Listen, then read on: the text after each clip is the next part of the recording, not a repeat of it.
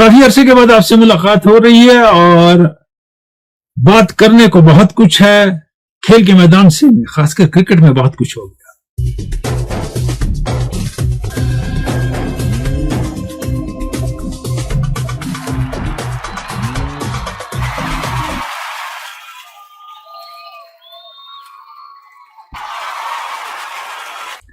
भारत ने पहली मर्तबा खवातीन का एक रोजा आलमी कप जीता। आपको याद होगा, मैं टूर्नामेंट से पहले कह रहा था, जब सेमीफाइनल में टीम पहुंची तब कह रहा था कि ये टीम आलमी कप जीत सकती है। एक बेहतरीन बैटिंग लाइनअप है और स्लो बॉलर भी अच्छे हैं, और वो दीप्ति शर्मा ने साबित कर लिया। फाइनल में 5 for 39 and 22 wickets in the tournament and man of the tournament. Final की man of the match Shafali Verma, जो टीम में ही नहीं थी। प्रतिका जख्मी हो गई, उसकी जगह रिप्लेसमेंट आई और कमाल कर दिया, 87 रन फाइनल में। और इससे पहले प्रतिका भी बहुत अच्छा खेल रही थी। भारत चौथी टीम बन गई जिसने खवातीन का एक रोजा आलमी कप जीता। इससे पहले ऑस्ट्रेलिया, इंग्लैंड और न्यूजीलैंड जीत चुके हैं, और साउथ अफ्रीका लगातार दूसरी मर्तबा फाइनल हार गया। और फाइनल में वर्ल्ड वाट ने, इनके कैप्टन ने 101 रन बनाए, सेमीफाइनल में 169 रन बनाए और टूर्नामेंट में 571 रन बनाए, टॉप स्कोरर रही। लेकिन चैंपियन न बना सकी अपनी टीम को, क्योंकि फाइनल में उनके बाद डायरेक्शन के 35 रन हाईएस्ट स्कोर है। 298 बड़ा टोटल है फाइनल में चेज करना, जहां शिफाली वर्मा के 87 रन थे, 45 रन मंदना के और 58 रन दीप्ति शर्मा के 58 बॉलों में। और आए एंड पे जो ऋचा गुहा ने 24 बॉलों में 34 रन बनाए, वो स्कोर 300 तक ले गए ऑलमोस्ट। अब साउथ अफ्रीका इंडिया को बैट कर आता है ये सोच के कि इन्हें 340 चेज किए पिछली बार ऑस्ट्रेलिया के साथ। रिमार्केबल परफॉर्मेंस वो जो 340 थे, और उसकी थोड़ी बात करूंगा। और ये भी है कि इससे पहले जो पूल मैच हुआ था तो 230 के करीब साउथ अफ्रीका ने इंडिया के खिलाफ चेज करके मैच जीता था। तो दोनों चीजें उनके दिमाग पे चल रही थी और इंडिया को बैट कराया। सेमीफाइनल में जमीमा रॉड्रिक्स की सेंचुरी, उसके बाद हरमनप्रीत की धुआंधार बैटिंग, और वहां भी दीप्ति शर्मा के 17 बॉलों में 24 और ऋचा गुहा के 16 बॉलों में 26 इंडिया को मैच जिता देते हैं। इसमें थोड़ा सा कंट्रीब्यूशन एलिसा हीली का भी है कि उन्हें कैच छोड़ दिया। 60s में थी जमीमा रॉड्रिक्स, कीपर के लिए सीधा ऊंचा कैच और हाथ से बाहर, और एक दो और ब्लेमिशेस उन्होंने की। वो गलती हुई उनसे कि बेथ मून ने कीपिंग नहीं की, और पूरे टूर्नामेंट में ज्यादा अच्छी कीपिंग नहीं कर रही थी। ये बहुत कामयाब टूर्नामेंट रहा, लेकिन कहीं कहीं बारिश की वजह से बहुत नुकसान हुआ टीम को। उसमें न्यूजीलैंड ने बहुत सफर किया। ये पॉसिबिलिटी बन रही थी एक मोमेंट पे कि शायद इंडिया क्वालिफाई न करे अगर न्यूजीलैंड सारे मैच खेल जाता, लेकिन 2 मैच वीकर साइड के साथ उनके वॉश आउट हो गए। और दैट्स हिस्ट्री। प्रेजेंट ये है कि इंडिया वर्ल्ड चैंपियन है and deserve to be world champion. इसके हवाले से 1-2 सवाल हैं जो फाइनल से पहले हम तक पहुंचे थे। तो ये है मंजूर डार, ये कहते हैं Indian women look featherless against top teams, so their exit is ominous in the knockout stage unless the opposite team play bad cricket on that day. Eating your words and hat also. मैंने भी कहा था, जो semifinal में तीनों टीमें हैं उनसे इंडिया ने मैच हारा है, लेकिन इसका ये मतलब नहीं है कि इंडिया चैंपियन नहीं बन सकता। वासिफ कहते हैं कि enable Sutherland reminds me of the footwork of Michael Clarke. सही है, अगर आपको ये याद आया, माइकल क्लार्क का बेमिसाल फुटवर्क था। स्पिन पे कितने 1-1.5 गज बाहर निकलते थे, डिफेंसिव भी खेलते थे। बाहर निकलने का मतलब नहीं है हिट मारनी है। He knew how to tackle spin on Indian turning wickets and got debut century in India in test match on those broken wickets. अब सुदरलैंड इतना कुछ कर नहीं पाई, मगर विकेट 17 लिए उन्होंने। इसी विमेन क्रिकेट के बारे में डारूफ का mail Indian women is very good and can become champions but unless they face Australia. Sir, पहली बात सही, they can become champion and they faced Australia and won after a record chase. अब आते थोड़े अपने क्रिकेट की जानिब। जे&के ने मुंबई से मैच हारा, राजस्थान को पीट दिया। दिल्ली के साथ मैच जारी है, और पारस डोगर ने पहले सेंचुरी बनाई थी, अब 33वीं सेंचुरी बनाई दिल्ली के साथ। वो रांची के लेजेंड माने जाते हैं, इतने रन है उनके रांची में। और यहां से एक लेजेंड जो ऊपर आ रहा है वो आकिब नबी डार है। दिल्ली की पहली इनिंग में 5 विकेट, लगातार wicket, but not even a single mention from any selector of BCCI, और इंडिया ए में भी सिलेक्ट नहीं हुए। तब तो मैंने कहा था जब इंडिया इंग्लैंड गई थी तब भी सिलेक्ट हो सकते थे, क्योंकि रांची में 40+ विकेट लिए थे इनने, दिलीप ट्रॉफी में 4 बॉलों पे 4 लिए थे। तो पता नहीं कहीं सरफराज खान इनका भी ना हो जाए, लेकिन उनको 5 टेस्ट तो खेले उनने, अभी तो इनने कुछ नहीं खेला है। और अब सरफराज के बारे में कह रहे रांची फॉर्म में नहीं है, वो जब फॉर्म में था तो तब सिलेक्टर्स ने क्या किया, और रांची फॉर्म ही देखना था तो तब खिलाना था, ड्रॉप ही नहीं करना था। Shami is taking wickets and still he sidelined, again silence from selectors. और कुछ हमने पहली बार देखा, पाकिस्तान ने एक रोजा सीरीज पाकिस्तान में साउथ अफ्रीका को पहली बार हराई। शाहीन शाह अफरीदी की कैप्टनशिप में ये कामयाबी मिली है।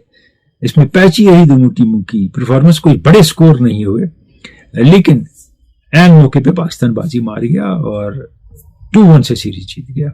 रिजवान 2 मैचों में ठीक खेले, सलमान अली आगा खेले, साहिम अयूब ने स्कोर किया, कुछ और चले प्लेयर्स, और अबरार की बॉलिंग बहुत नुमाया रही, और जिस मैच में ड्रॉप हुए पाकिस्तान ने वो मैच हारा। इससे पहले जो थी वो भी पाकिस्तान ने 2-1 से जीती थी, और उसमें ही मैच में Babar Azam man of the match थे, अच्छा खेल रहे थे, 5000 रन हो गए उनके। अभी भी फास्टेस्ट 5000 रन वनडे में उनके हैं, इतने फेलियर्स के बाद रिसेंट पास्ट के।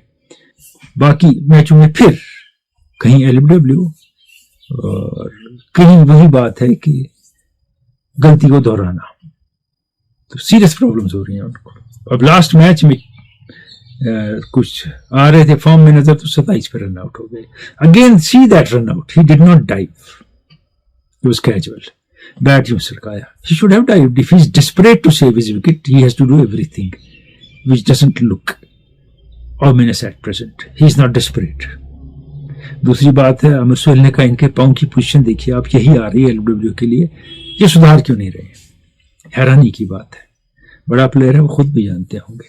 और गवास्कर का एक कमेंट आया और उनने कहा कि क्या हम बाबर आजम का वो ग्रेट और अमेजिंग पीरियड जो था रन बनाने का, उसका खात्मा देख रहे हैं, कि he is not rising back because he is not showing consistency.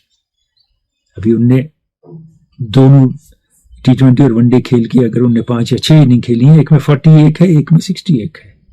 जो बैट्समैन आपका टॉप बैट्समैन हो उसको कंसिस्टेंसी दिखानी पड़ती है, और रिजवान ने despite board being totally against him consistency दिखा रहे हैं जब मौका मिलता है, बैटिंग में भी।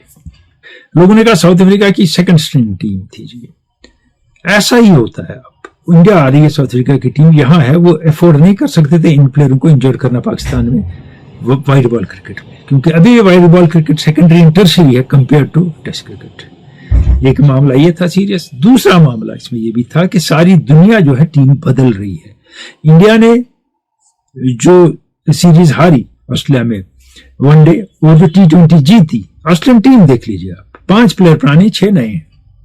सो ऑस्ट्रेलिया भी रीबिल्डिंग कर रहा है अपनी टीम की। ये प्रोसेस जारी रहता है, और ये पहली मर्तबा जब हुआ था इंटरनेशनल क्रिकेट में तो बड़ा लेदे हुआ था कि ऑस्ट्रेलिया के मार्क टेलर टेस्ट के कैप्टन थे और स्टीव वॉ को वनडे का कैप्टन बना दिया गया और नई टीम दे दी गई।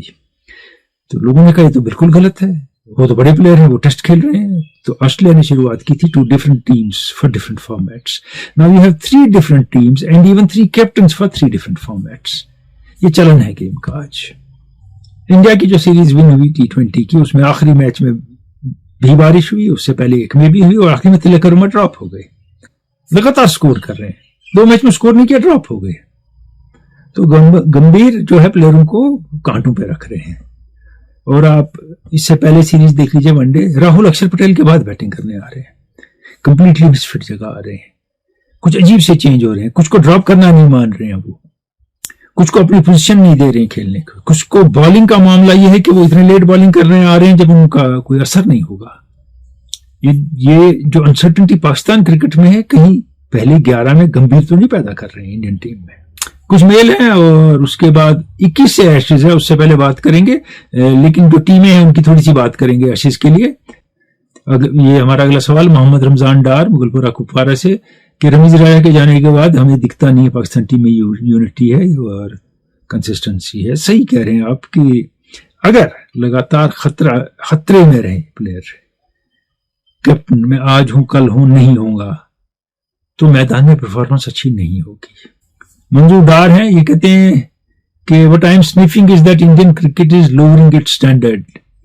आई मे बी रॉन्ग बट थोड़ा एक्सप्लेन करें इसको, मैं नहीं समझा, नेक्स्ट टाइम प्लीज। बांडे इश्तियाक, इनका मानना है Pakistan team is only team in the world which is losing its more matches on winning positions. What's your opinion regarding this? सही करें आप। दूसरा टेस्ट साउथ अफ्रीका के साथ, हर बार अगर एक टेस्ट जीते तो आखिरी हारना होता है, उनको हार गए। और कुछ सिलेक्शन में अजीब से प्रोसेस होते हैं। उसके बगैर एक बात है जो मैंने पहले कही थी, अगर आपको डर है कि अगले मैच में होंगे कि नहीं, आप अपनी पोजीशन के लिए खेलते हैं, टीम के लिए नहीं खेलते हैं। जब आप अपनी पोजीशन के लिए खेलते हैं तो वो टीम का काम हो नहीं पाता है, और आपको अपनी पोजीशन का खतरा है तो आप टीम को क्या कंट्रीब्यूट करेंगे? टीम में हर एक प्लेयर को खतरा है अगला मैच खेलेगा कि नहीं खेलेगा, और कितने चॉपिंग चेंजिंग होंगे। आप देखिए ना, कितने डेब्यू करते हैं पाकिस्तान में और कितने एक और दो ही मैच पूरी जिंदगी में खेलते हैं और फिर नया खेलता है। फिर पता है वो आता है जो नया, वो किसी काम का नहीं दिखता है, लेकिन उसको किसी वजह से 2 मैच दिए जाते हैं कि रिटायर हुआ एज इंटरनेशनल क्रिकेटर। तो इससे असर पड़ता है प्लेयरों पे, परफॉर्मेंस पे असर पड़ता है, आप माने ना माने, कॉन्फिडेंस की कमी हो जाती है प्लेयरों में। परवेज अहमद परे हिवारीपुरा बांगिल से, PCB tried every way to destroy the career of Babar and Rizwan. The Babar was included in T20 team, Rizwan has been removed from captaincy in ODI। It's a blunder, they want to destroy Rizwan. ये है कि रिजवान के साथ कुछ मसला इनका चल रहा है, जो बाबर के साथ भी चल रहा था, कि वो यहाँ वो गेमिंग का लोग पहनना दोनों नहीं मान रहे हैं, पैसा भी नहीं ले रहे हैं, और रिजवान इसके लिए एडवोकेट कर रहे हैं कि ना पहना जाए पूरी टीम में, कि ये गलत है। और अब इंडिया ने रियलाइज किया इतने लोगों को बर्बाद करके, और सारे हमारे स्टार वहां थे, प्रमोट करे कि तुम गेमिंग में जाओ, अपना पैसा गंवाओ, हम पैसा कमा रहे हैं। तो पाकिस्तान में यही चल रहा है अभी भी, और उसके खिलाफ ये दोनों खिलाड़ी हैं। और बाबर के बारे में उनका आएगा बैड पैच, तेंदुलकर का पैच आया बैड, गवास्कर का आया, जहीर अब्बास का आया, मियांदाद का, इवन रिचर्ड्स का आया बैच, लारा का बैड पैच आया। उस वक्त सपोर्ट की जरूरत होती है टीम में प्लेयर को, और उस वक्त ये नहीं कहा जाता है कि तुम गेम चेंज करके कुछ और खेलो, जो हीसन ने किया। आपने देखा होगा किस किस शॉट पे बाबर आउट हुए हैं T20 वनडे सीरीज में, जो वो कभी नहीं खेलते थे, और जरूरत नहीं है उनको वो खेलने की।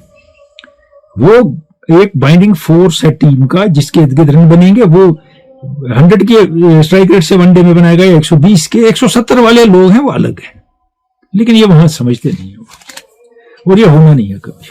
ठीक, फाचा के 2 सवाल हैं। What should be the role of coach in cricket? Should a coach be like Rahul Dravid और Gambhir? For example, Rahul did his only job of coaching, और like Gambhir touching every thing on the field and off the field. तो ये देखिए, हमें पता है वो interfere कर रहे हैं गंभीर, लेकिन अपना से सिलेक्शन में द्रविड़ भी दिखाते थे। उनके भी कुछ लाइक्स और डिसलाइक्स थे, और उसमें एक सरफराज भी था, डिसलाइक नहीं कहूंगा, जिसको टीम में नहीं रखना चाहते थे। उन्होंने उनकी डेब्यू बहुत डिले करवाई, और कई एक और प्लेयर है, फास्ट बॉलर्स भी हैं जिनको उन्हें बाहर रखवाया द्रविड़ ने। लेकिन द्रविड़ में एक ठहराव था, और वो बयानात नहीं देते थे, वो काम करते थे अपना, और वो उसी कैरेक्टर के आदमी हैं, बहुत आला किरदार के इंसान हैं। तो वो आया था। मैं नहीं कहता हूं गंभीर आला किरदार के इंसान नहीं है, लेकिन पॉलिटिशियन है, इन द एंड बन गए हैं। तो उनके रिएक्शन थोड़े होते हैं for the galleries and public, और वो जो मैनूवरिंग पॉलिटिशियंस करते हैं बैकग्राउंड में, इसको उठाना उसको गिराना, इसके लिए कुछ बात फैलानी, उसके लिए रोकनी, वो काम कर रहे हैं। वो दोनों कोई एग्जाम्पल नहीं है कि कोच ऐसा होना चाहिए, ऐसा होना चाहिए। कोच को अपनी टीम देखनी है कैसी है, किस में वो फिट बैठता है, और वो प्लेयर्स को कैसे हैंडल करता है। कोच का काम ये है, टेक्निक सिखाना कोच का काम नहीं है, डिफेक्ट हो कुछ हो दूर करना, स्ट्रेटेजी प्लानिंग उसका काम है, और प्लेयरों का भरोसा बढ़ाना, कॉन्फिडेंस बनाना, और गलतियां कम करवाना उनसे, ये काम है कोच का। इसमें ना तो कोई एक्सेप्शनल द्रविड़ है, ना एक्सेप्शनल गंभीर है। इनसे बड़े कोच बहुत बेहतर कोच हो चुके हैं, इंडियन टीम के भी और दुनिया में भी। आगे इन्हीं का शाह फैद का सवाल, why can't Pakistan board appoint own former players as coaches like India does? उसमें भी वहां पॉलिटिक्स है कि आप किसको करेंगे। आकिब जावेद बीच में रहे तो सत्यानाश किया टीम का, और अभी भी कर रहे हैं। तो ऐसे लोग आते रहते हैं वहां विद पर्सनल इंटरेस्ट, और आपको देखना है कि जिसको आप कोच बनाते हैं, उसकी गेम की अंडरस्टैंडिंग कितनी थी, यानी कि स्टैट्स कितने थे, 20 सेंचुरियां बनाई है, 200 विकेट लिए, नहीं, वो गेम अंडरस्टैंड करता कैसे था, उसकी टेम्परमेंट क्या थी, वो जब टीम में था या कहीं और है अगर कोच का काम कर रहा है, वो हैंडल कैसे करता था प्लेयरों को, ये अहमियत का हामिल है। ये नहीं कि उसके स्टैट्स क्या है, डंकन फ्लेचर के स्टैट्स नहीं थे, वटमोर के स्टैट्स नहीं थे, बुकैनन के स्टैट्स नहीं थे, कोच भी जबरदस्त साबित हुए, they won everything in front of them. तो इसलिए ऐसी बात नहीं है कि कोई यार्डस्टिक बना लिया हमने, ये बस ऐसा ही होगा। एशेज की बात मैंने की थी, और 21 को टेस्ट मैच है, और पहला टेस्ट पर्थ में रखा गया, बाउंस है कि इससे पहले में ये सेटल ना हो, इंग्लैंड, उनको बाउंस की आदत नहीं है, और ऑस्ट्रेलिया अपर हैंड ले ले, तरीका होता है ये, क्योंकि वो वैसे ही नेचुरली बाउंसी विकेट है, यानी कि उसको टेम्पर किया है। और ऑस्ट्रेलिया की प्रॉब्लम है, ख्वाजा ओपनर है, दूसरा नहीं है, और ढूंढ रहे हैं, वो कर रहे हैं कुछ। कमिंस नहीं होंगे, स्टीव स्मिथ कैप्टनशिप करेंगे, कमिंस की बॉलिंग का असर पड़ेगा, कैप्टन स्टीव स्मिथ भी बहुत अच्छे हैं, और बॉललैंड ने पिछली एशेज जिताई थी, इंडिया को टेस्ट सीरीज हराई, वो आएंगे तो कमिंस का जो इनको लग रहा है फीलिंग की कमी होगी, किसी हद तक, काफी हद तक वो पूरी कर लेंगे बॉललैंड आके टीम में। इंग्लैंड के और भी इश्यूज हैं टीम में, एक स्पिनर लेके गए, शायद पर्थ में कोई स्पिनर ना खेले, पॉसिबिलिटी ये है। अगर विल जैक्स ने खेला वो बॉलिंग करेंगे, स्लो बॉलर के बदले फास्ट बॉलर खेलेंगे, और रियली क्विक 2 फास्ट बॉलर ले गया है, जोफ्रा आर्चर और मार्क वुड को ले गया है इंग्लैंड।